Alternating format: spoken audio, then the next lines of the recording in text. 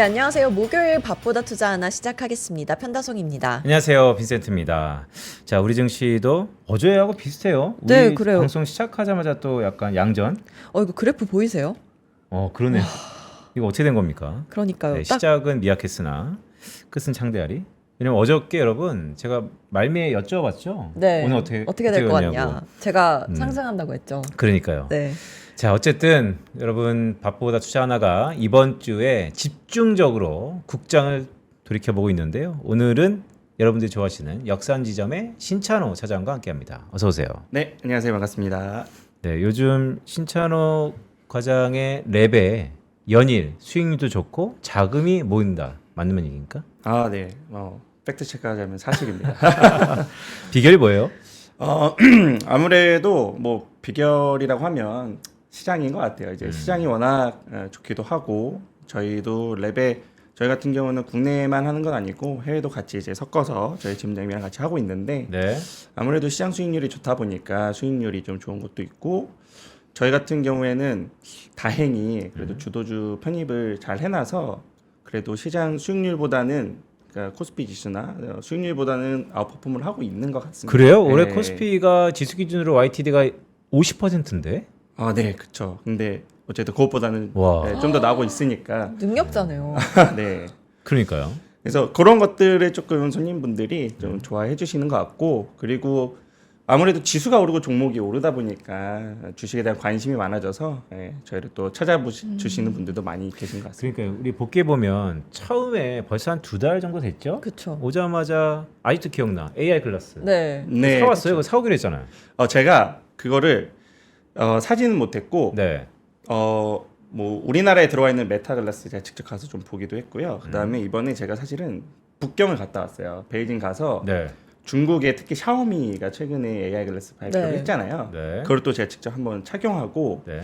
어떤 장점이 있는지 어떤 게 좀 개선이 돼야 되는지 이런 것들을 좀 살펴보고 있습니다. 그래서 음. 뒤에도 오늘도 제가 말씀을 드리겠지만 내년 되면 이 AI 글라스 쪽이 조금 더 개화가 될 가능성이 높고 어느 정도는 정해진 미래 같아요. 네, 그래서 이와 관련된 좀 업데이트된 내용들 그리고 지난번에 말씀드렸던 종목에 대한 업데이트 이런 것들을 조금 말씀을 드리도록 하겠습니다. 알겠습니다. 네, 코스피가 3,800선을 넘고 연일 사상 최고치를 갈아치우고 있는데요.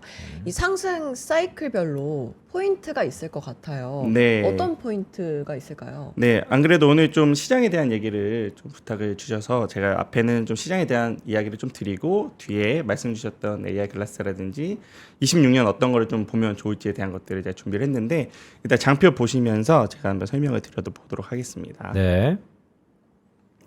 네, 그 송다송 편다송 아나운서 죄송합니다. 손다송이요? 편다송 아나운서가 말씀 주신 것처럼 네. 우리나라 지수가 지금 제가 생각하기에는 1차 랠리와 2차 랠리가 펼쳐지고 있는 것 같아요. 그래서 1차 랠리, 2차 랠리 좀 구분해서 볼 필요가 있어서 요거를 좀 차트를 가져왔습니다. 다들 잘 아시겠지만 작년에 이제 계엄 터지고 나서 올 초가 굉장히 안 좋았죠. 예, 특히나 4월 같은 경우에는 관세 부과에 대한 이슈가 터지면서 굉장히 안 좋았었는데 정권이 바뀌고 나서 어떻게 보면 증권 시장에 대한 좋은 법제화되는 상법 개정이라든지 배당 분리과세 정책 등이 나오면서 정책 모멘텀이 주도했던 사이클이 1차 랠리라고 보고 있습니다. 그래서 2,600포인트에서 3,300포인트까지 어떻게 보면 단숨에 증시가 올라갔던 모습인데 네. 이렇게 올라가고 나서 한동안 좀 횡보를 했어요. 네, 3,000포인트에서 3,300포인트 사이에서 좀 박스권을 횡보를 하면서 사실 저도 고객분들한테 상담을 드릴 때 이 1차 랠리에서는 이 상법 개정과 배당 분리과세에 대한 포인트를 굉장히 많이 말씀을 드렸고 이런 것들이 한 번 반영되는 게 아니라 이번 정권 하에서는 2차, 3차 랠리가 나오면서 주도를 해 나갈 수 있는데 다만 이게 하반기에 법제화가 되면서 좀 노이즈가 있었어요. 예, 최고 세율의 문제라든지 상법 개정도 사실은 한 번에 통과되는 게 아니라 1차, 2차, 3차에 걸쳐서 이제 나눠서 진행하고 있기 때문에 하반기에는 이런 모멘텀들이 조금은 약해질 수 있고 확인을 하고 싶어하는 분들이 계실 것 같아서 하반기에는 조금 증시가 슬로우하지 않을까라는 의견을 네. 드렸었어요, 사실은. 근데 뭔가 좀 바뀌었죠. 예.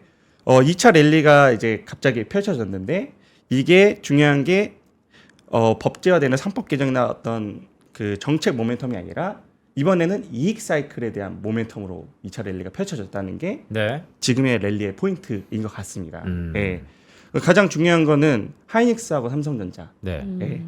메모리 사이클이 추론 시장에 의해서 갑자기 급등하게 되면서 이 두 종목이 사실은 지수를 끌어올리고 있는 그런 상황인 거죠. 예. 그래서 우리가 지금 시장을 좀 바라볼 때 계속해서 상법 개정이나 정책 모멘텀에 대한 랠리가 이어지겠지만 지금 사이클은 이익 사이클에서 반도체가 주도하고 있는 그런 사이클이다. 이 정도는 저희가 좀 인지를 하고 시장을 좀 바라보면 좋을 것 같습니다. 그러니까요. 결국 시가총의 1등, 2등이 우리 지수를 이끌고 있고 흔히 주도주의 성향을 보이고 있는데 네, 최근에 또 반대급부로 피크아웃 얘기도 나오고 있거든요. 그렇죠. 네, 간밤에 미국의 테슬라의 실적 발표가 매출은 좋았는데 어닝에 대해 순이익에 대해서 급감하다 보니까 주가는 또 하락하고 있고 네, 우리도 물론 삼성전자의 3분기 실적 발표는 당일날 세론이었지만 복귀해 보면 괜찮았어요. 다음 주 SK하이닉스의 실적 발표도 있고 피크아웃입니까? 일단 제 의견은 아직은 아니다라고 말씀을 드리고 사실 계속 언론에서도 이야기 나오고 있고 저도 주변의 어떤 이야기들을 들어보면 사실 뭐 올해는 이미 끝났으니까 내년도에 대한 피크아웃 우려가 지금 나오고 있는 것 같아요. 네. 근데 이야기 들어보면 사실 26년의 물량조차도 지금 빅테크들이나 칩이 필요로 하는 업체들이 구하기가 매우 어렵다라고 하는 이야기가 나오고 있습니다. 예. 그래서 지금 국내 리포트들이나 외사에서 발표하는 리포트들의 어떤 내용들 그리고 실적 추정치를 보면 계속해서 이익 추정치가 상향이 되고 있고 적어도 26년 하반기까지는 이 메모리 사이클이 지속될 거다라는 이야기들이 나오고 있어서 개인적으로는 아직까지는 피크아웃에 대한 우려보다는 앞으로 나올 어떤 수요에 대한 예측치를 분기별로 차근차근 확인해 가면서 이 랠리를 좀 계속 끌고 가시는 것이 조금 더 좋은 방법이다라고 말씀을 드리고 싶고요. 최근에는 이런 이야기도 나오고 있죠. 27년을 넘어서 네. 28년, 29년까지도 사실 메모리가 부족할 수도 있다라는 이야기도 나오고 있어서 물론 이거는 2년, 3년, 4년의 그 먼 미래를 예측하는 거는 사실은 되게 어려운 일이기 때문에 요거를 밸류에 바로 반영을 하기는 어렵겠죠. 예, 다만 그러한 이야기들도 있으니 분기별로, 반기별로 실적을 계속해서 체크해 가시면서 이게 가치성이 높다. 그렇게 될 확률이 높다 하면 주가가 다시 한번 이렇게 가파르게 오르고 좀 쉬다가 확인하고 오르고 마치 우리나라의 어떻게 보면 방산이나 조선 업종들이 네. 네. 수주 잔고는 쌓여 있고 이 수주 잔고에 의해서 이익률이 개선되면서 이익이 계속 개선될 걸 알고 있음에도 불구하고 한 번에 가지 않잖아요. 그렇죠. 네, 항상 분기별로 실적을 체크하고 가기 때문에 메모리 업종들, 삼성전자나 하이닉스, 소부장 밸류 체인들도 그런 분기별로 실적들을 확인해 가면서 계속 좀 사이클을 이어 나가시는 게 저는 좋은 투자 방법이다라고 보고 있습니다. 그러니까요. 판다성 아나운서가 SK하이닉스에 대해서 관심이 많으니까 궁금한 게 많을 것 같은데. 아닙니다. 이미 다 설명을 해주셔서. 아 그래요? 네. 네, SK하이닉스랑 삼성전자 지금 잘 가고 있는 거 모두가 알고 있는데 이 2차 전지랑 조방원 이쪽도 좀 잘 가고 있는 것 같아요. 네, 그렇죠. 네, 사실 어떤가요? 조방원은 작년, 재작년부터도 계속해서 사실은 우리나라 주도주 역할을 하고 있었고 네. 최근에는 사실은 쉬고 있던 반도체, 삼성전자, 하이닉스가 올라와서 그 모습이 약간 뒤로 빠진 거죠. 네. 약간 어떻게 보면 수급적인 측면에서도 조방원을 들고 있던 분들이 네. 반도체를 상대적으로 비워놨었기 때문에 그 반도체를 채우는 과정에서도 수급이 좀 빠지면서 최근에 슬로우했던 모습이 나왔던 건데 여전히 뭐 올해 3분기, 4분기 그리고 내년, 내후년도 실적 추정치는 계속해서 좋아지고 있는 그런 상황이에요. 그래서 조선방사는 뭐 여기 나오셨던 분들도 계속해서 말씀을 드렸을 텐데 단기적인 어떤 실적의 부침에 의해서 이렇게 매매를 하시기보다는 좀 장기적인 관점에서 계속해서 보시는 게 좋겠다라고 말씀을 드리는 거고 다만 이런 건 있을 것 같아요. 이게 밸류에이션이 이미 26년, 27년, 28년 어느 정도 미래 가치를 땡겨온 것도 있어요. 어느 네. 정도는. 그렇기 때문에 이것도 아까 뭐 반도체 사이클이랑 비슷한데 어느 정도 갔을 때 피크아웃이 나올지 이런 거에 대한 계속 전망치를 업데이트해 가시면서 예를 들어서 28년이 피크아웃이 될 것 같다. 그러면 28년에 대한 이익의 예상치를 밸류에이션에 적용을 해서 주가를 계산을 해보시고 어느 정도 다 온 것 같다라고 하면 그때는 좀 줄이셨다가 뭐 그게 29년 3년으로 넘어갈 수도 있잖아요. 그럼 그때 다시 한번 뭐 비중을 실어놓고 이런 식으로 좀 매매를 하시는 게 좋을 것 같고요.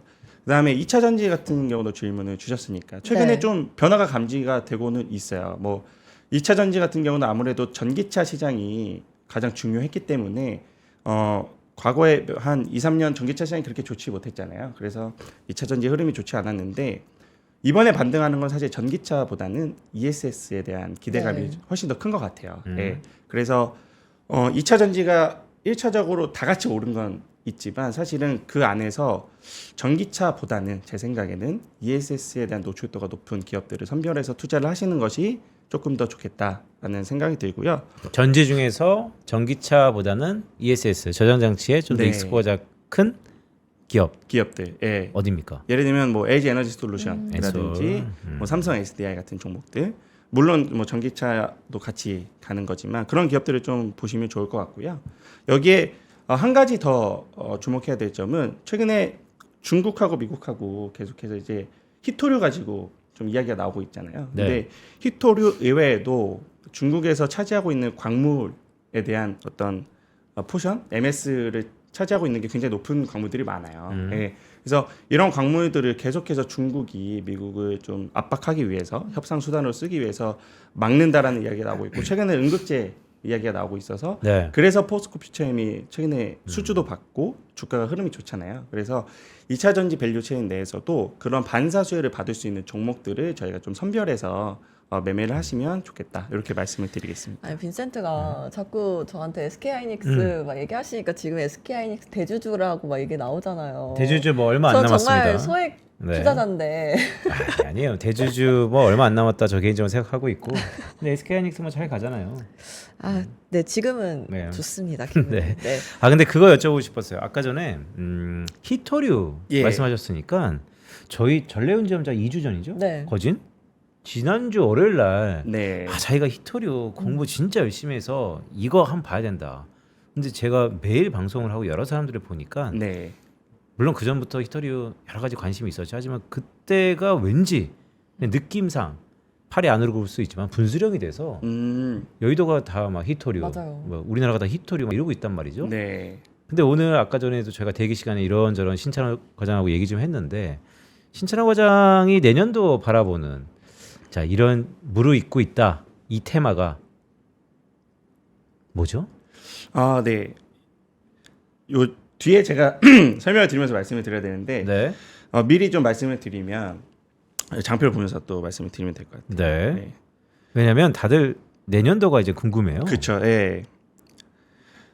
사실 이제는 지금 10월 달도 이제 절반 넘어가고 있잖아요. 그래서 사실 올해 3분기, 4분기에 대한 실적을 주목하는 것도 좋지만 제 개인적으로 봤을 때 25년에 대한 실적 그 반영은 주가에 대한 반영은 항상 보면 상반기에 다 끝내더라고요. 아 그래요? 2분기 정도 실적 발표하면 그러면 3분기, 4분기도 실적이 어느 정도 나올 거에 대한 밸류에이션을 어느 정도 시장은 하는 것 같아요.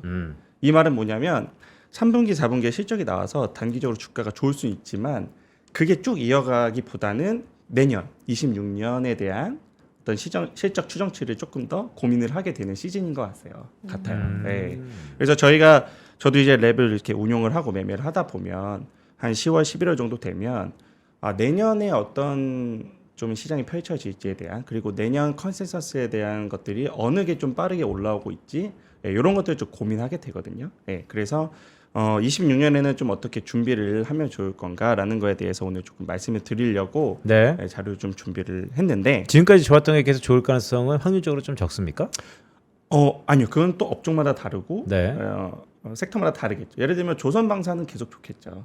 수주가 계속 쌓여 있고 물론 이거는 밸류에이션과는 조금 다른 문제인 거죠. 업종이 계속 좋을 가능성이 매우 높고 그런 거는 수주 잔고가 쌓여 있는 수주 산업이기 때문에 가치 좀 더 높은 거죠.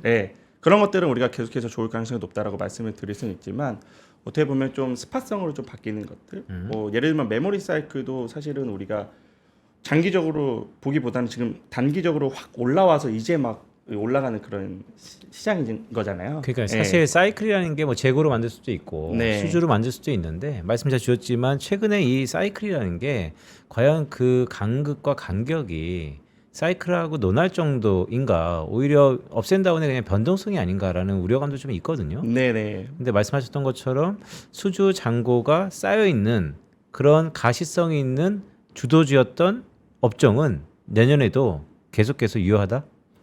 저는 유효하다고 보고 있습니다. 예, 그런 가시성이 높은 업종들은 계속 좋을 것 같은데 네. 다만 이제 매매하는 관점에서 매매 관점에서. 매매 관점에서는 좀 다른 거죠. 왜요? 그러니까 계속 실적은 계속 좋게 나오는데 네. 이미 주가는 27년, 28년 밸류에이션을 반영했을 수도 있는 거잖아요. 그러면 우리가 착각하면 안 되는 게 25년 대비해서 26년 실적이 좋아지는 건 맞는데 주가가 이미 그걸 반영했다면 우리가 지금 여기서 투자를 해야 되는 것인가에 대한 고민은 필요하다는 거죠. 그럴 때는 어떻게 해요? 그럴 때는 손이 안 갑니까? 그럴 때 고민을 하는 거죠. 네. 고민을 해서 내가 아직도 이게 먹을 게 있나? 라고 생각해서 먹을 게 있다. 그러면 이제 들어가는 거고 이건 이미 26년을 반영한 것 같은데 라고 생각이 들면 이런 것보다는 아직 26년 추정치가 올라왔음에도 불구하고 주가가 반영이 되지 않은 것들에 대한 것을 조금 더 좋게 보고 비중을 조금 태우겠죠. 네. 그럼 이거 좀 여쭤볼게요. 되게 궁금한 사항인데 실제 매매를 하시니까 네. 이제 이런 거잖아요. 남들이 다 아는 밸류에이션이 적용된 것은 내 포트에 있다 하더라도 내년을 바라볼 때, 아니 내후년을 바라볼 때 특히나 캘린더가 바뀌는 이 시점에는 고민이 된다. 그렇죠. 네. 그래서 내년 내후년도에 좋게 보이는 것들을 발굴해서 산다. 근데 문제는 샀어. 네. 근데 이건 나만 보는 거야. 아무도 그거에 대해서 관심이 없어. 그러면 무릅니까? 아니면 버팁니까? 무릅니다. 네. 전 버틴다고 할 줄 알았어요. 유연해야 돼. 아, 원래 유연한 사람이 시장을, 우리가. 보는 거는 조금 말씀하신 네. 대로 좀 유연할 필요가 있는 거고 사실 뭐 제가 AI 글라스 계속해서 얘기하지만 네. 시장도 알아요.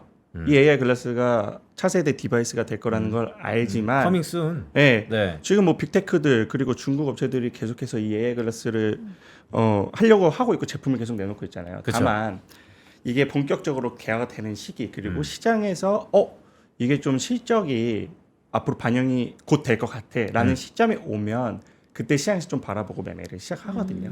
그러니까 제가 이제 여쭤보고 싶은 게 그예요. 오늘 이제 그 얘기를 하실 것 같아서 네. 제가 자 먼저 신천한 과정이 봤단 말이죠. 네. 그리고 내년에 그게 터닝 포인트 아니면 개화기가 될 거라고 지금 본단 말이죠. 네. 그런데 세상 사람들이 어떻게 다 봅니까? 그렇죠. 자기도 실수할 수 있지. 네. 어떤 포인트가 있다면 물을 거예요. 어 그거를 먼저 알고 들으려고. 그러니까 제가 이거를 말씀을 드리는 이유는 사실은 지금 제가 말씀드리니까 주식을 사라 이런 식으로 말씀을 드리는 거 아니에요. 네. 그러니까 저도 이게 단연간 매매를 해보면 기술적인 트렌드를 뭐 2년 3년에 걸쳐서 나올 트렌드를 미리 공부를 한다고 그 주식을 먹는 건 아니더라고요. 아. 네. 근데 뭐냐면 미리 공부를 해놔야 먹는 건 맞아요. 그게 무슨 얘기지? 그러니까 내가 이 기술적 트렌드가 지금 이렇게 방향을 가고 있다라고 네. 인식을 하고 있어야 네. 어느 날 이 주식이 올랐을 때 내가 이 주식이 왜 오르는지 알고 있어야 뭐 따라 붙을지 매매를 할지 결정을 할 거잖아요. 근데 가만히 있다가 어떤 주식이 탁 올라요. 근데 뭐 이게 왜 한번 일회성으로 오르는 건가? 왜 오르는 거지? 이게 잘 모르면 우리가 준비를 해놓지 않으면 그 사이클을 못 먹는다는 거죠. 예. 확신을 확률로 바꿀 수 있는 건 미리 대응하고 째려보고 있다가 그렇죠. 움직이면 그때 가감 없이 산다. 그렇죠. 예. 그래서 저는 궁금한 게 그러면 가감 없이 샀는데 네. 물리는 경우는 어떤 경우냐니까. 샀는데 또 아닌가 보다 하면 빼는 거죠. 바로 빼요? 예. 그러니까 이게 너무 이 기술에 대한 확신을 가지고 있다고 네. 약간의 고집을 가지고 길게 가시는 분들이 계시기도 하거든요. 네. 물론 그런 분들은 또 많이 드시기도 해요. 아, 그래요? 근데 사람의 어떤 스타일이라는 게 또 다 다르기 때문에 나는 조금 덜 먹더라도 좀 시간을 좀 줄이고 싶어. 그러신 분들은 사실 공부해놓고 있다가 주식이 좀 반등하거나 좀 오를 것 같다 싶을 때 따라 붙으면 조금 시간적 손실을 줄일 수는 있죠. 수익률을 조금 덜 먹더라도. 완전히 이해했습니다. 그러니까 신찬호 과장의 스타일은 유연성과 또한 오랜 기간 나 혼자 고집 부리기보다는 시장의 그렇죠. 패션을 네. 빨리빨리 보는데 그런 의미에서 보면 지금 이 시점에서 한 2, 3개월 근시안적으로 개화될 거 분야가 있다? 2, 3개월보다는 뭐 2, 3년. 2, 3년? 네, 조금 길게 보고 좀 26년을 준비를 하면 좋겠다. 네, 저는 구체적인 종목 얘기하기 전에 2026년 얘기하니까 궁금한 게 네. 최근에 그 부동산 정책 관련해서 계속 이슈가 있잖아요. 네네. 근데 부동산 정책이 계속해서 나오면서 부동산 쪽에 몰려있던 자금이 좀 주식 시장으로 들어오게 될까요? 그러면 내 주식시장이 더 활성화될 수도 있잖아요. 2026년에 그것도 모멘텀이 될까요? 일단 요거는 글로벌한 모멘텀보다는 국내 한에서의 모멘텀이고 사실 저는 이미 그런 자금이 움직이고 있다는 걸 느끼고 있어요. 이미요? 네. 느끼고 있다고요? 느끼고 있다라는 건 네네. 저희한테 상담 오시는 분들 중에도 어. 그런 고민을 가지고 오시는 분들이 생기기 시작했다라는 거죠. 네. 어떻게 해요? 부동산 팔고 주식 예를 들면 할까요? 이런 거예요. 사실은 이제 뭐 갈아타기를 하거나 네. 신규 부동산 매입을 고민을 하고 계셨던 분들이 계신데 어쨌든 현 정권에서 대출 규제라든지 부동산의 어떤 신규 매수 유입을 막고 있잖아요. 네. 그렇다 보니까 자금 흐름이 꼬여버린 거죠. 네. 그래서 부동산 매수를 못하게 된 자금들이 있어요. 근데 어차피 부동산 매수는 못하고 주식시장은 올라가고 있고 어떻게 보면 지금 금이 올라가는 것도 향후 인플레이션에 대한 어떤 기대치를 반영을 하는 건데 가만히 있으면 돈이 녹는 거잖아요. 예, 원래는 인플레이션 해지를 우리나라는 부동산을 가지고 네. 했다면 이제는 주식시장 가지고 해야 되는 거니까 그런 고민을 갖고 오시죠. 그래서 저희가 이제 랩을 소개를 시켜드리고 하는데 조금은 민감한 얘기일 수도 있지만 그런 상담의 건수가 많이 네. 늘어나고 있어요. 그러니까 역삼동이 아무래도 뭐 집이 가지신 분이나 아니면 집값이 네. 높은 곳이니까요. 지금 LTV가 10% 언더잖아요. 그렇죠. 그러니까 대부분 그 자금들이 동산으로 쏠리는데 그 동산이 뭐 해외 주식이건 국내 주식이건 어쨌든 느낀다. 네. 그래서 제가 얼마 전에 뭐 이런 고민도 해봤는데 부동산 시장을 좀 주식시장에 대입을 좀 해봤어요. 네. 예를 들면 그 위험한 거 아닙니까? 그러니까 들어보세요. 이게 네. 그렇게 위험한 얘기는 아닌데 위험할 것 같은데? 그렇게 위험한 얘기는 부동산을 동산에 대입하면 항상 위험하던데. 조금 뭐 그래요? 그럴 수 있는데 오케이.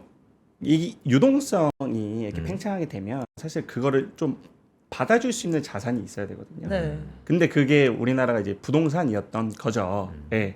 근데 지금 어쨌든 그 흐름적으로 봤을 때 주식 시장으로 흘러 들어오게 된다면 또 그 주식을 받아줄 수 있는 건 좀 사이즈가 큰 대형주 위주의 종목들이 되지 않을까라는 생각이 들고, 부동산이 큰 사이즈만큼 왔다면 네. 네. 그 유동성을 흡수해 줄 수 있을 만한 어떤 종목들이 필요하다라고 저는 보고 있고요. 그 다음에 또 하나는 부동산을 우리가 고를 때 가장 좋은 그 어떤 입지와 아파트를 중심으로 시작이 되잖아요. 네. 네. 네. 종목도 비슷하게 시작되지 않을까라는 생각이 드는 거죠. 좋은 종목들, 시가총액 상위 종목들, 코스피 위주의 어떤 대형주들. 왜냐하면 이것도 상담하면서 느낀 건데 사실 부동산을 하셨던 분들은 주식시장에 대해서 잘 이렇게 알지 못하세요 아직까지. 알지 못하는 것보다 알 필요가 없다라고 알 생각합니다. 필요도 없다라고 생각하시고 그렇다 보니까 왜냐하면 부동산은 레버리지가 엄청 큰 산업이기 때문에 예를 들면 1억을 넣어서 3천을 벌면 30% 수익이지만 그렇게 기별이 안 오실 수도 있어요. 그렇죠. 그래서 잘 모르기 때문에 우리가 잘 아는 종목들을 우선순위로 볼 가능성이 높다. 그렇다고 한다면 시가총액 상위 종목들 위주로 우리가 좀 플레이를 하는 게 좀 맞지 않을까라는 생각도 해봤습니다. 요즘 부를 축적하시고 계신 분 입장에서 이거 어떻게 생각해요? 이 논리가 어떻게 생각해? 정확한 말씀입니다. 그래? 네. 근데 저는 이렇게 생각했었거든요. 우리가 부동산을 사고 싶은 사람들이 서울의 모든 부동산을 한 번에 살 수는 없잖아요. 근데 주식시장은 코스피를 다 살 수 있잖아요. 그렇죠. ETF 네. 등등에서. 네. 그래서 그런 대리 만족이 좀 있지 않을까라는 생각도 들었는데. 네네. 네. 이 논리는 어떻습니까? 그것도 맞는 방법. 그 말씀하신 게 뭐냐면, 그러니까 그런 분들은 개별 종목을 투자하시기보다는 오히려 상품에 투자하실 가능성도 높아요. 저희처럼 그렇죠. 랩에 네. 가입하시는 분들도 계실 거고, 뭐 ETF 자금이라든지. 그러면 말씀하신 대로 ETF를 만약에 투자를 한다 그러면 그냥 개별 종목을 하시는 분들은 ETF 안에 들어가 있는 상위 종목들을 중심으로 또 볼 필요가 있는 거죠. 네. 네. 그래서 그런 쪽으로 좀 보신다면 뭐 말씀하신 대로 26년에 네. 그런 자금들이 들어오면서 우리나라 증시를 좀 받침을 해주는 그런 좋아. 역할도 할 수 있을 것 같아요. 서사 좋았어요. 그래서 네. 이런 장엄한 큰 그레이트 로테이션 속에서 네. 어떤 산업입니까? 네. 2026년 어떻게 준비하면 될까요? 그러니까 서사가 네. 너무 웅장했는데 네. 그렇다고 뭐 저기 시가총액 한 5천억짜리 뭐 이렇게 얘기하는 거 아니에요? 저는 주로 다 아시는 종목들은 잘 얘기 안 하려고 하고 그래요? 네, 좀 그래도 밑에서 살 수 있는 종목들을 좀 말씀을 드리려고 하는 위주여서 어쨌든 한번 말씀을 드리면 지금 AI 사이클은 계속 갈 거잖아요. 네. 예, 그리고 지금 메모리 반도체가 오르는 이유는 학습 영역을 뛰어넘어서 이제 추론 영역에 왔기 때문에 이제 메모리 반도체가 오르는 건데 그 다음은 뭘 거냐라고 이제 고민을 해보는 거죠. 이제 벌써요?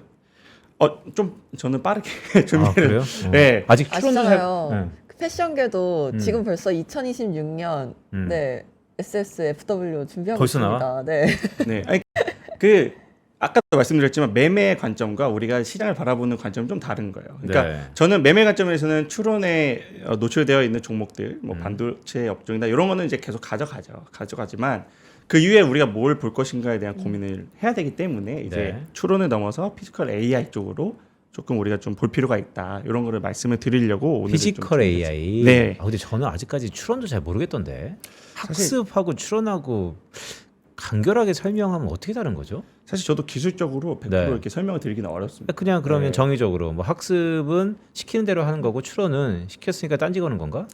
추론이라는 건 조금 더 고민을 해보는 것 같아요. 학습이라는 자가학습? 거는 네. 이건 이거다, 저건 저거다. 그럼 이걸 줬을 때, 이건 이거네. 네. 저거 줬을 때 저건 저거네라는 거를 확실하게 구분을 하고 이야기를 하는 게 학습이라면 추론의 입장에서는 우리가 조금 더 고민해야 되는 것들. 야, 이걸 지금 하는 게 좋을까? 저걸 조금 하는 게 좋을까? 그러면 고민해보자. 이걸 지금 하는 게 좋을까? 저걸 좋을까? 답답이. 그러니까 이런 거잖아. 질문하면 답변해야 되는데 질문하는 애들.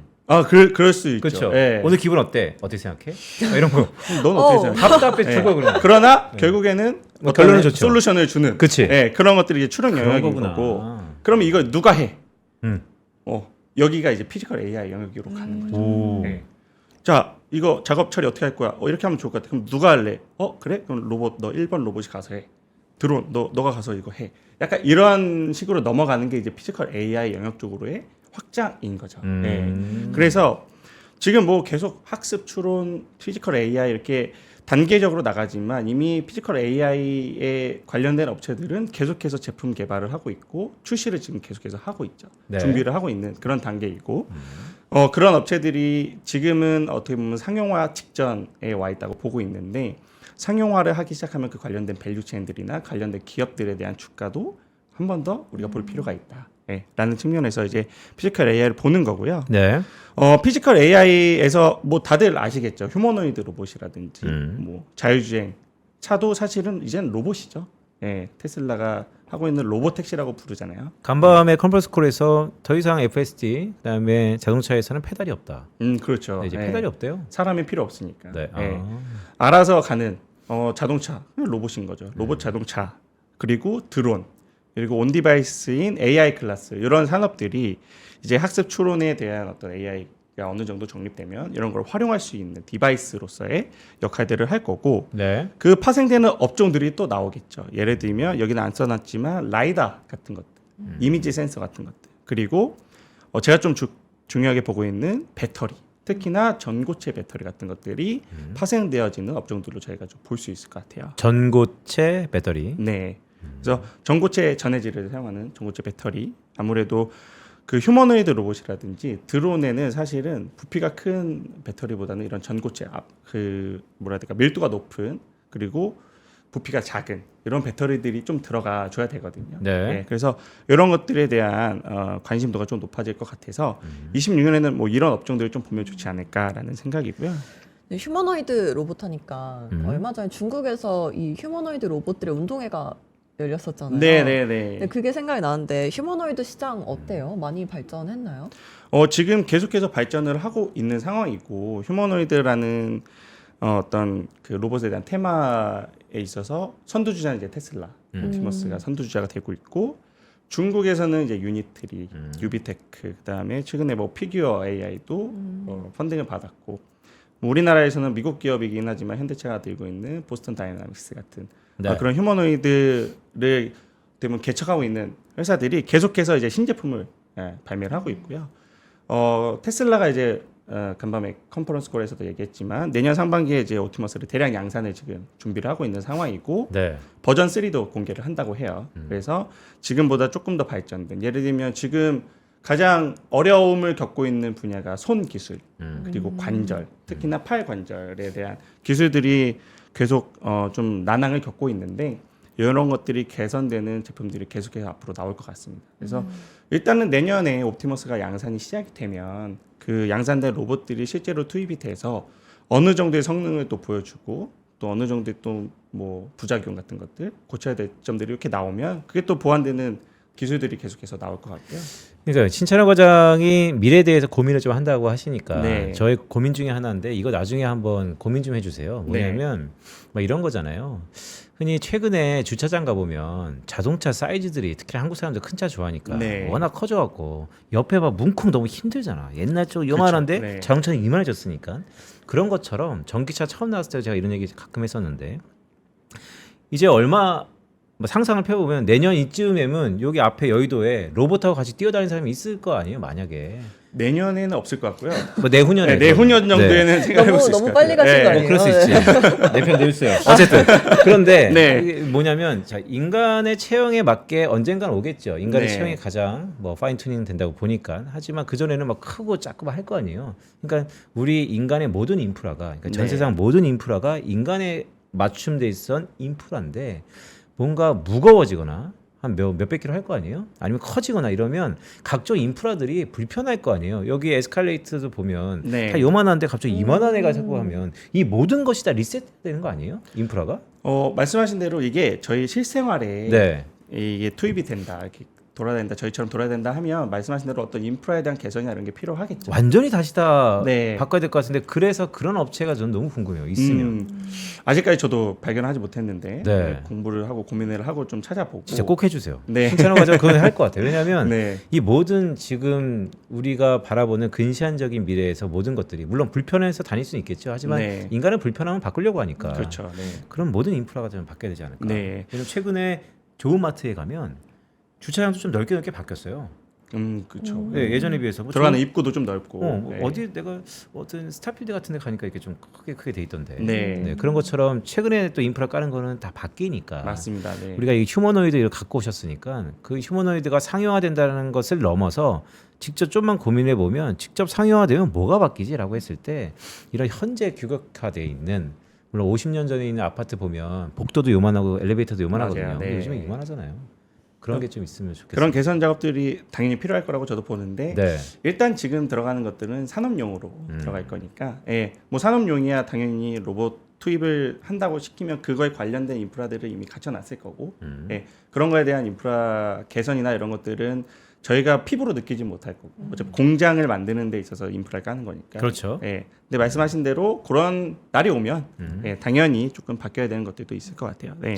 근데 네이버도 휴머노이드 로봇을 공개한다고요? 네, 맞습니다. 저도 기사를 통해서 봤는데 네이버 랩스 그리고 MIT 카이스트와 같이 공동 개발해서 네. 휴머노이드를 출시를 한다고 해요. 근데 최근에 이제 사람의 어떤 크기와 비슷한 휴머노이드의 사이즈가 나오고 있는데 그런 사이즈는 아니고 소형 휴머노이드 로봇을 좀 발표한다고 합니다. 그래서 사실은 시장에서 기대를 얼마나 할지는 모르겠어요. 워낙 기술적인 측면에서 기술력 격차가 미국이나 중국과 조금 벌어져 있을 것 같다라는 생각이 있는데 모르죠. 발표를 했는데 우리가 생각하는 것보다 기대 이상의 어떤 기술력을 가진 휴머노이드 로봇이 나오면 그런 것들도 조금 저희가 기대를 갖고 볼 수 있을 것 같습니다. 알겠습니다. 네. 근데 이 테슬라 로보택시 앱이 출시가 됐고 네. 이 외국들 보면 이제 로보택시 서비스를 많이들 도입을 하고 있어요. 네네. 근데 한국은 언제 이게 가능할까요? 글쎄 이게 아무래도 규제가 조금 걸려 있는 산업이기 때문에 정부에서 어떤 의지를 가지고 어떤 규제요? 자율주행을 할 수 있는 어떤 아. 규제. 예를 들면 지금 테슬라도 계속해서 미국에서 규제를 풀어달라고 얘기를 하고 있고 네. 규제를 풀어야 그 지역에서 주 내에서 로보택시 영업을 할 수 있는 거니까 중국도 똑같고요. 그런 규제를 정부가 의지를 갖고 좀 빨리 풀어준다면 자율주행 택시에 대한 도입이 좀 빨라질 텐데 개인적인 생각은 약간 이런 거죠. 지금 만약에 규제를 풀면 네.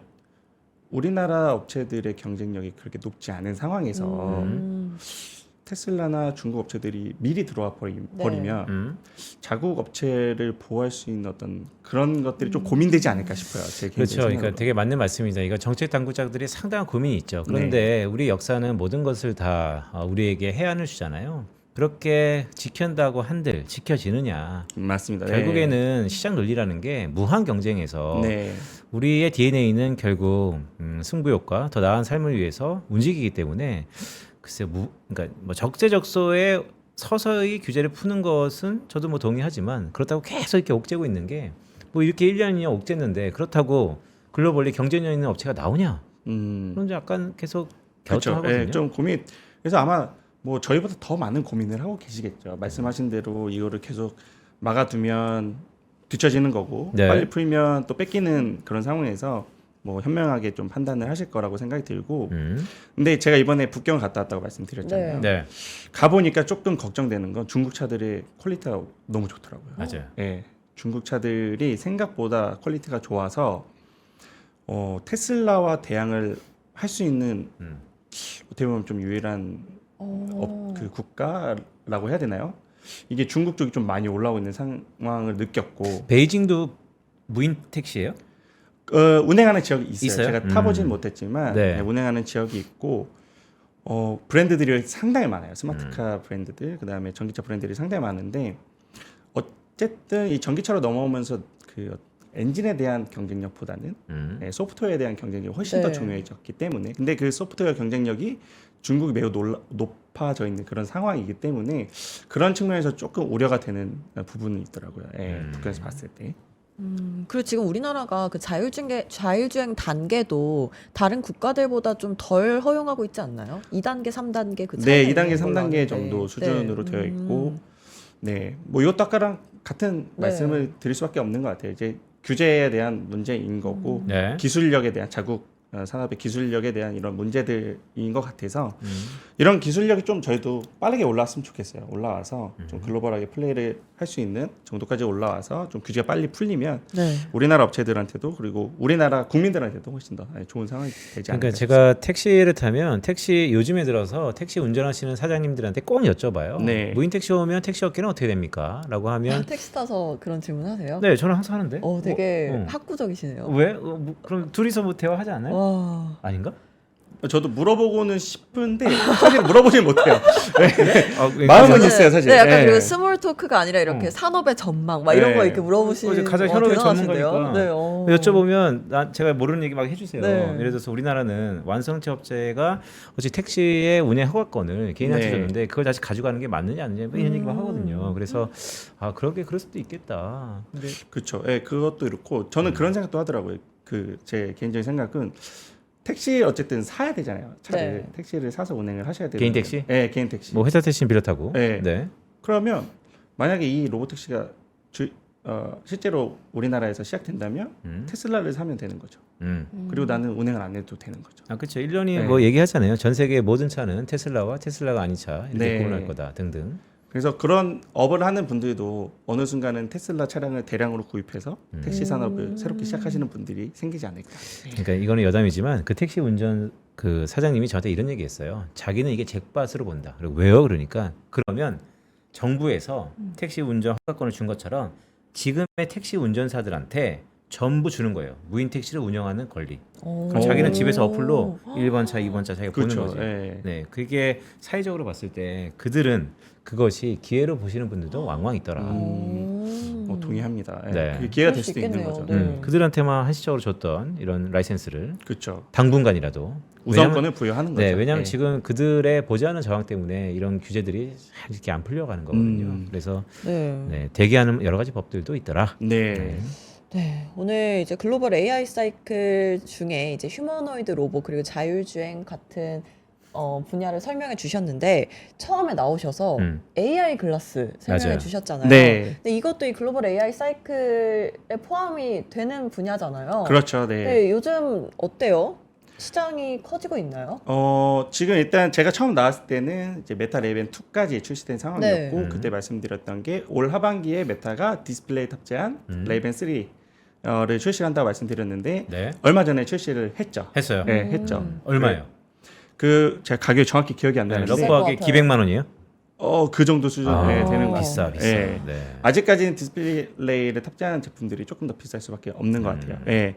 근데 그 시연을 하면서 조금 버벅된 부분은 좀 있었어요. 통신의 문제 네. 이런 것 때문에 그런 문제는 있었으나 이게 AI 글래스가 추구하는 방향성 어떻게 가야 되는지 이런 것들에 대한 방향성을 확실히 보여줬던 것 같고 결국에는 제가 말씀드린 AI 글라스들 여기 스피커 나오고 음성으로 이제 대화를 하면서 명령을 하고 카메라를 통해서 우리가 인식을 해서 이게 무엇인지 답변을 받고 이런 거를 뛰어넘어서 이제는 통화를 하면서 디스플레이에 내가 통화하는 내역이 그 글자로 나오기도 네. 하고 서로 안경을 쓰고 대화를 하면서 해외에서 여행을 할 때 서로 통역을 할 수 있는 그런 시대가 이제 좀 다가온다라고 보고 있고 제가 중국 가서 이제 샤오미 AI 글라스 봤는데 다행히도 제 와이프가 중국어를 좀 합니다. 오. 그래서 중국어로 막 이렇게 샬라샬라 얘기를 해요. 저는 잘 못 알아듣지만 근데 네. 그게 한국어로 번역이 쫙 음. 나와요. 그 글라스 디스플레이. 근데 와이프 얘기로는 꽤나 번역을 잘한다.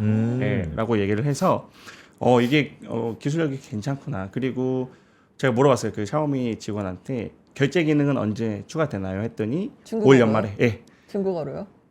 중국어로 물어봤죠. 오. 예. 저 말고 와이프가. 아, 네. 예. 12월에 그 결제 기능이 추가된다고 하더라고요. 네. 그러면 그 중국 여행 가 보니까 이제 다 그 뭐죠? 알리페이 뭐 이런 네, 걸로 위챗 결제를 해야 알리페이. 되는데 글라스를 쓰고 돌아다니면 카메라 인식되는 QR 코드를 보고 뭐 결제하시겠습니까? 물어보면 결제해줘. 이렇게 하면 자동으로 결제되는 그런 세상이 이제 앞으로 온다는 거죠. 예.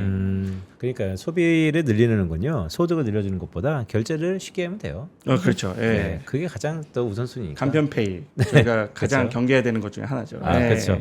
말씀을 드려 주셨으니까 막 생각이 나네요. 처음에 오셨을 때 제가 막 이런 거 얘기하지 않았어요? 이거 국제 연애의 신호탄이다. 말씀 주셨죠. 그쵸? 예, 뭐 네. 클럽 얘기도 하셨고요. 제가 클럽 얘기까지. 그럴 리가 없을 텐데. 아, 그래요? 네, 그러니까 좀 더 무대가 커질 거다. 맞아요. 해주셨습니다. 네. 등에서 막 식은 떠났어요. 그런 얘기 한 적이 없을 텐데. 예. 그리고 마지막 장표 빠르게 네. 말씀드리면 네. 지금 메타와 협업하고 있는 에슬러룩소티카의 어떤 IR 컨퍼런스 콜 이야기를 들어보면 이 웨어러블 제품 때문에 제품 출시량이 굉장히 늘어나고 있다고 얘기를 하고 있어요. 그리고 그 안경에 도수를 넣는 게 부착률이 20%나 되고, 그다음에 3분의 1 정도가 반사 방지 렌즈를 착용을 한다고 하니까 네. 기존에 안경을 쓰시고 계시던 분들이 AI 글라스로 조금 더 넘어가는 그런 흐름이 나오는 게 아닌가라는 생각이 들고요. 그때도 말씀드렸지만 저희가 선글라스는 다 하나씩 들고 계시잖아요. 네. 그러면 외부에서 쓰고 다니는 선글라스 이런 것들도 어느 정도 가격대가 맞춰서 내려오거나 뭐 이거를 썼을 때 효율성이 올라오거나 하면 그런 제품들로도 충분히 바꿀 수가 있는 거죠. 예. 그러니까요. 글라스가 상용화되면 뭐 렌즈가 되는 것도 시간 싸움이니까요. 네. 점차 우리의 삶 깊숙이 이런 AI 글라스가 들어온다라는 생각도 좀 드네요. 네, 맞습니다. 근데 이거 보내드리기 전에 피지컬 AI까지 막 이런 얘기 했는데 네. 그래서 몰사? 네. 그러니까 몰사가 아니고 그래서 좀 추린다면 관심 종목을 좀 종목이 말씀을 있었나? 네. 드리면 사실 피지컬 AI에서 가장 저는 주목해야 될 업체는 당연히 테슬라라고 생각을 하고 있어요. 예, 그래서 관련된 테슬라 아니면 AI 글라스의 선도 업체인 메타, 그 다음에 중국에 있는 유비테크나 올 하반기에 상장되는 유니트리 네. 같은 휴머노이드 로봇 관련 회사들을 저는 관심 있게 봐야 된다라고 말씀을 드리고 싶고요. 네, 국내에서는 사실 선도하고 있는 업체는 없는데 밸류 체인에 들어갈 수 있는 기업들은 있어요. 예를 어떤 들면 업체요?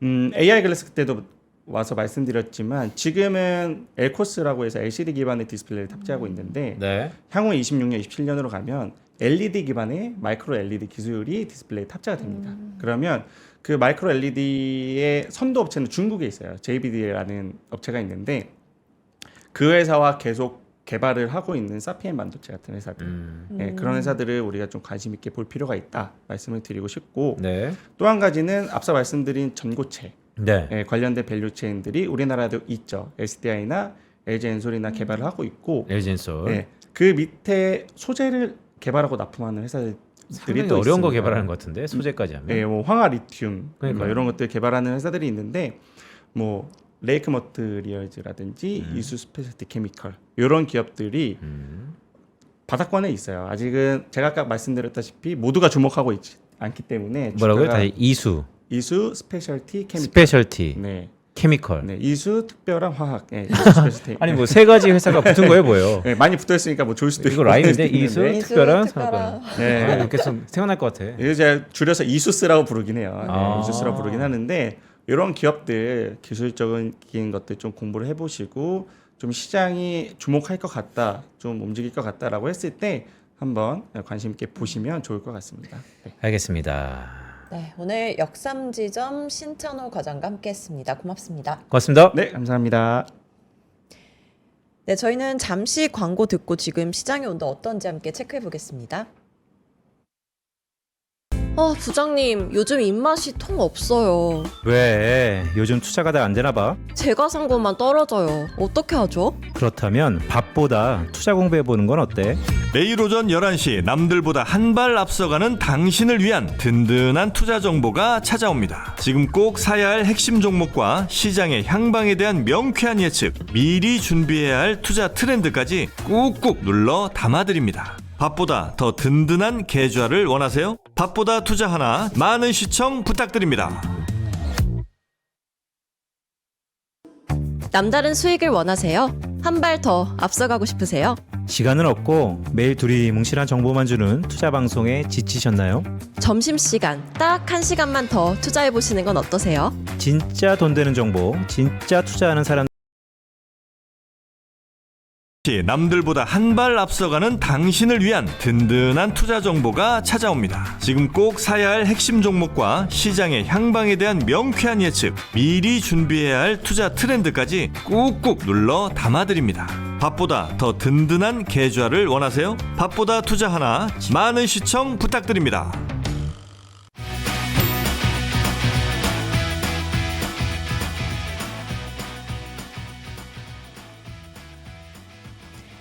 네, 마켓 이슈 하나하나 시간입니다. 시장의 흐름 어떤지 유태우 PB와 함께 알아보겠습니다. 어서 오세요. 어서 오세요. 안녕하십니까, 하나증권 유태우입니다. 네, 유태우 PB. 네, 저희 방송 시작과 동시에 코스피 코스닥 모두 올라가기 시작하더니 지금 둘 다 강보합권이에요. 편다성의 영향력 속에 들어갔다. 아유, 자, 오늘 시장 전반적인 흐름 어떻습니까? 네, 전반적인 흐름을 좀 살펴보자면요. 코스피부터 한번 살펴보자면 10시부터 기관 매수세가 들어오면서 이제 코스피 지수 견인을 했었고, 오전장에서는 사실 개인들이 크게 매수세가 있었습니다. 10시 이후에 기관들이 매수하면서 개인들 매수세는 좀 줄어드는 모습을 보여줬고요.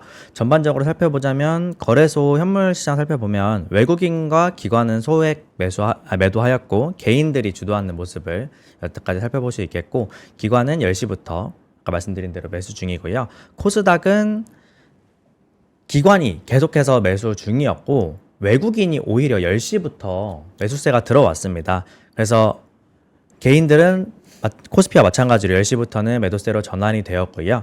그래서 아무래도 시장이 처음에 좀 안 좋게 시작을 했지만 네. 외국인 기관은 코스피에서, 외국인은 코스닥에서 매수를 좀 들어오면서 좀 회복을 하고 있다. 그렇게 봐주시면 좋을 것 같습니다. 네, 오늘은 순서를 조금 바꿔서 음. 공포 탐욕 지수 먼저 볼까요?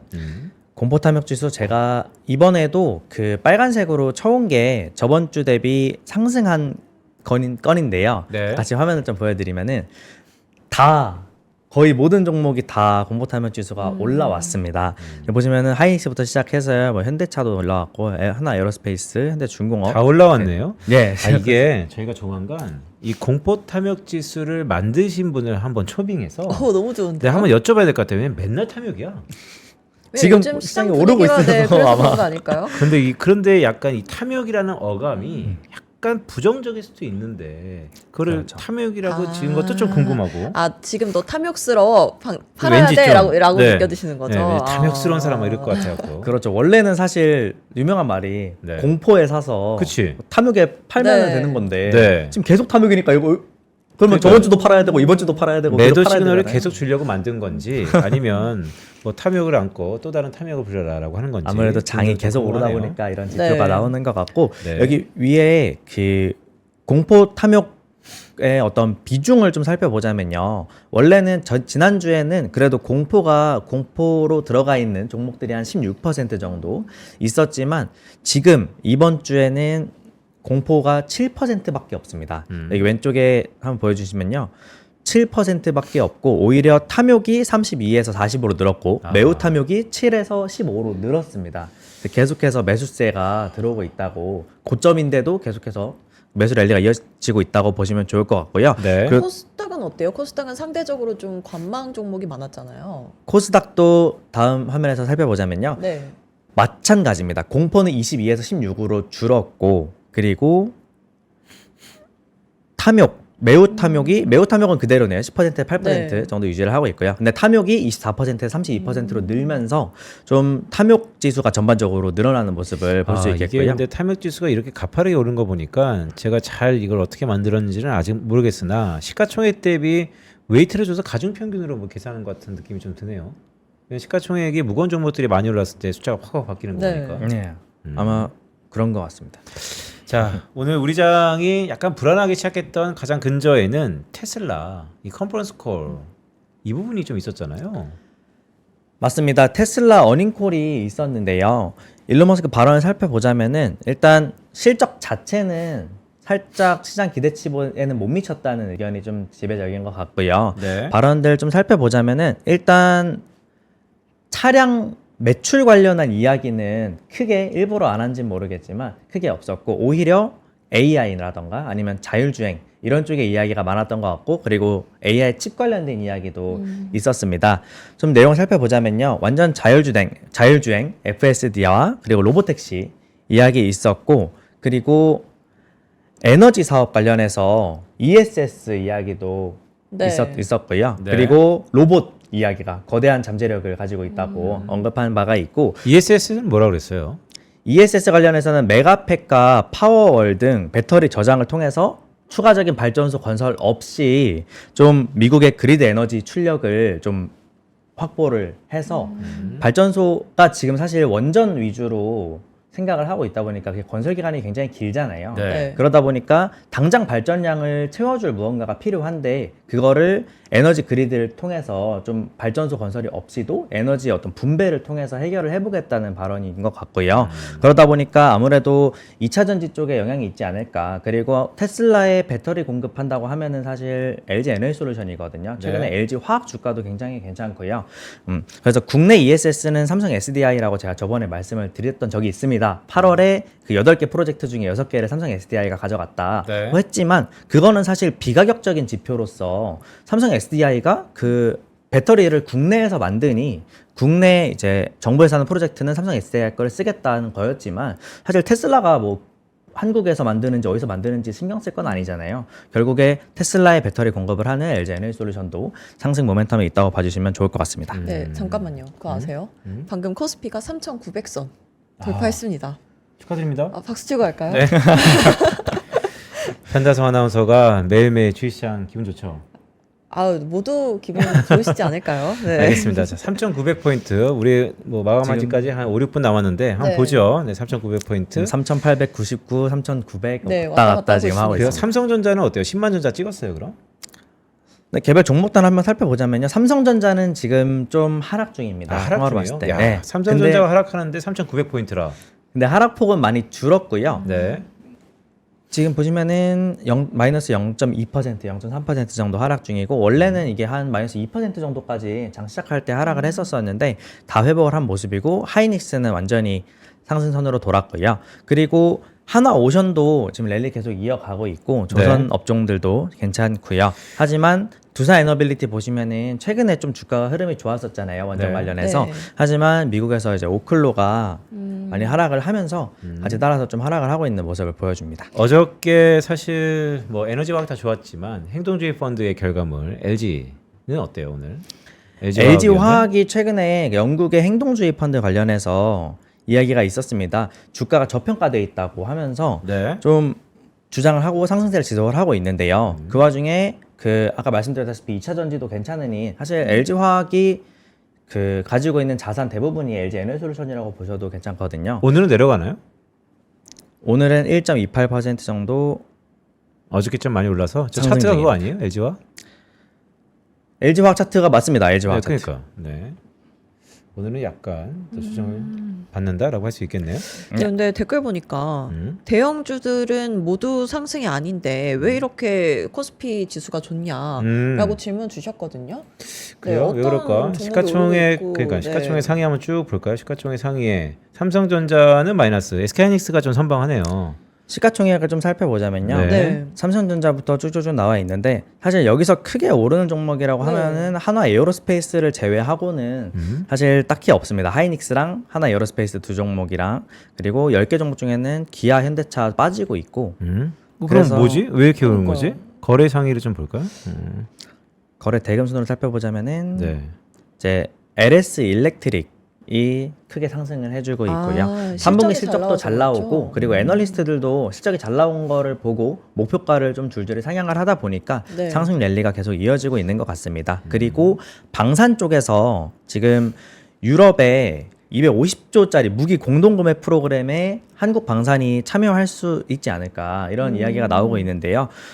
루마니아에서 한국 기업 참여 논의해야 된다고 이야기를 나왔고 그리고 그에 발맞춰서 한 번의 뉴스가 좀 터져 있는 게 하나 에어로나 하나 시스템에서도 지금 좀 긍정적인 뉴스를 내주면서 방산 쪽이 지금 한번 수급이 돌고 있는 모습입니다.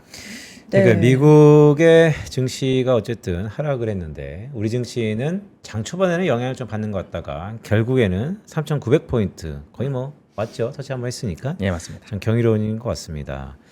네, 그럼 이제 이슈와 함께 관련된 업종 살펴볼까요? 네, 요즘 이슈 좀 살펴보자면요. 어제 넷플릭스 실적이 좀 실망스럽게 나왔습니다. 저희가 이제 캐대헌 이야기가 항상 네. 하면서 이제 K컬처에 대한 이야기를 최근에 많이 했었잖아요. 그리고 지금 아직도 골든 같은 경우는 국내에서 멜론 차트 1위 계속 유지를 하고 있거든요. 그러면서 노래도 되게 이슈가 됐었고 그리고 빌보드에도 올랐다. 네. 그런 얘기 나오면서 한번 이슈몰이를 하다가 넷플릭스 실적이 좀 실망이 되면서 10% 정도 하락이 나왔었고요. 이제 캐대헌의 인기는 그러면은 사실 거품이었나? 넷플릭스 실적은 왜 안 나왔지? 이런 이야기 나올 수 있거든요. 그렇기 때문에 좀 하락이 나왔던 것 같고 그리고 미국에서는 이제 실적이 안 좋게 나온 이유가 브라질에서 세금 관련돼서 조금 네. 비용이 반영된 것이 아니냐 이런 분석도 있습니다. 그리고 미국이 중국에게 소프트웨어 수출 제한 검토를 하면서 뉴욕 증시가 좀 하락을 마감했다는 소식입니다. 미국 정부가 자국산 소프트웨어가 포함되거나 이를 기반으로 생산된 제품의 대중국 수출을 제한하는 방안을 검토 중이고요. 네. 이거는 아무래도 히토류 관련돼서 중국이 자꾸 수출 제한을 한다고 하니까 좀 보복성 조치가 아닌가 싶습니다. 이것 때문에 사실 장 초반에 삼성전자, SK하이닉스가 다 하락했던 거 아니에요? 맞습니다. 근데 지금 SK하이닉스는 왜 다시 반등된 거지? 그 미국에서 트럼프 대통령이 중국과의 회담이 좀 길게 긍정적으로 열릴 거라는 발언을 또 했고요. 그리고 러시아와는 갈등을 빚었는데 러시아 회담이 취소가 된 것으로 알고 있습니다. 그러니까 그거랑 SK하이닉스가 다시 반등한 거랑 뭔 상관이죠? 아무래도 그 미국 중국이 이렇게 좀 안 좋은 모습을 보여줬다가 히토류로 싸우고 소프트웨어로 싸우고 하다가 네. 이번에 또 회담을 하잖아요. 네. 그러면서 또 회담 길게 하면서 좀 긍정적인 이야기 할 거다라고 트럼프가 조금 유화된 네. 모습을 네. 보여주니까 아무래도 그러면은 거기서 얘기할 때 히토류도 좀 풀고 소프트웨어도 당연히 풀고 반도체도 풀고 하지 않겠느냐 하는 심리가 반영된 것이 아닌가 그런 생각을 해봅니다. 네, 시장 분위기 한번 쭉 정리해 봤는데요. 그럼 오후장 어떤 포인트를 위주로 살펴봐야 될까요? 제가 이번에 사실 아까 3,900 돌파했다고 말씀해 주셨잖아요. 네. 주가들이 다 오르면서 사실 탐욕이 다 탐욕인데 무엇을 사야 되느냐에 대한 그런 개인 투자자분들의 고민이 좀 많으실 것 같습니다. 그래서 지금은 좀 안 사면 안 돼요? 계속 사야 돼요, 뭘? 안 사면은 현금 보유하시는 것도 전략이죠. 그래요? 저는 현금도 주식이라고 생각합니다. 인플레이션 시대에? 현금도 주식이다. 그래요? 그렇죠. 주식 떨어지는 것보다야 사실 인플레이션 조금 맞는 게 좋을 수도 있습니다. 그래요? 그렇지만 기왕 이제 말씀하신 대로 현금 들고 있기 많이 불안들 하시잖아요. 주식이 다 올라가고 있는데 그래서 좀 떨어져 있는 좀 조정받아 있는 섹터가 어디가 있느냐 살펴봤을 때 제가 항상 들고 오는 게 이익 동향치를 가지고 오거든요. 증시 이익 동향치 봤을 때 실적 추정치도 오르고 있는데 아직 주가가 못 오른 종목이 무엇이 있느냐 했을 때 바로 건자재랑 방송 엔터 부문을 좀 살펴봤습니다. 네. 그래서 건자재 부문에서는 사실 대표 종목이라고 하면은 저는 KCC가 있다고 생각을 하는데요. 어제 좀 크게 오르면서 반등을 해주고 있는 모습이고 그리고 방송 엔터 쪽에서는 하이브가 대표 종목이겠죠. 하이브가 그때 7월 달에 한번 그 한한령 해제 기대감이 축소되면서 한번 하락을 했었고 그리고 다시 오르다가 8월 달에 또 케플러 공연이 취소되면서 한번 또 하락 조정을 겪었거든요. 네. 근데 이 와중에 또 시진핑 주석도 방문을 한다고 하고 그리고 지금 중국에서의 한한령 해제 기대감이 축소되는 것에 대한 리스크가 다 반영됐다고 한다면 네. 지금 미국 투어라던가 이런 공연이 많이 열린다는 그런 리포트들이 속속들이 나오고 있습니다. 공연에서 얼마를 벌 거고 그리고 이번에 하이브 같은 경우는 내년에 영업이익이 3배가 될 거다 이런 리포트도 나오면서 좀 좋은 모습을 보여주고 있습니다. 네, 그리고 오늘 JYP랑 YG, 하이브 주가도 다 좋네요. 네, JYP도 화면 같이 보여드리면 좋을 것 네. 같은데 JYP 주가도 지금 상승 중이고요. 그리고 뭐 있을까요? YG 엔터. 네. YG 엔터도 여기서 좀 상승을 하고 있지는 못하지만 하락 멈춰주는 모습을 보여주고 있습니다. 네, 그럼 우우짱 투자 전략을 한마디로 정리해보자면 아무래도 실적 시즌이니까 네. 실적을 맞춰야 한다. 이게 사실 게임이거든요. 근데 국내장이 이게 또 어려운 게 실적이 오르는 거를 맞춰서 그 종목을 매수를 했다고 해도 실적 나오는 당일날 또 세론도 나오기도 맞아요. 하고 그런 모습을 많이 보여주거든요. 그래서 국장을 지금 개인 투자자들이 많이 어렵다고 생각을 하실 텐데요. 어떤 종목이 그래서 제가 떨어진 종목 사야 되는 이유가 뭐냐면 오르는 종목이 실적이 좋게 나오면은 선반영됐다고 떨어집니다. 그리고 실적이 안 좋게 나오면 당연히 떨어지겠죠. 근데 떨어지고 있는 종목의 실적이 잘 나왔을 때는 그게 또 턴어라운드의 기회로 삼을 수도 있거든요. 그렇기 때문에 지금 조정받은 종목 중에 실적이 잘 나올 종목들을 봤으면 좋겠고 그리고 제가 또 하나 지금 생각나는 종목이 삼양식품이 한창 이제 많이 올랐었는데 최근에 이제 화면 같이 보여드리면은 최근에 조정을 많이 받았습니다. 네. 지금 130만 원까지 떨어져 있는 모습이고요.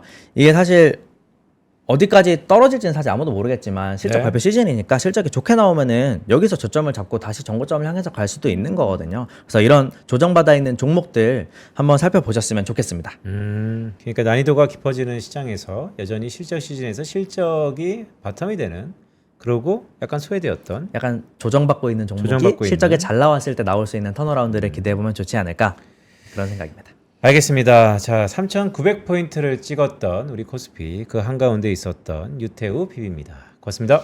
감사합니다. 좋겠습니다. 변다성 아나운서. 아, 빈센트도 기분 좋지 않나요? 아, 저는 뭐 늘상 그쵸. 그렇죠. 네. 자, 우리 이벤트 어떻게 되고 있습니까?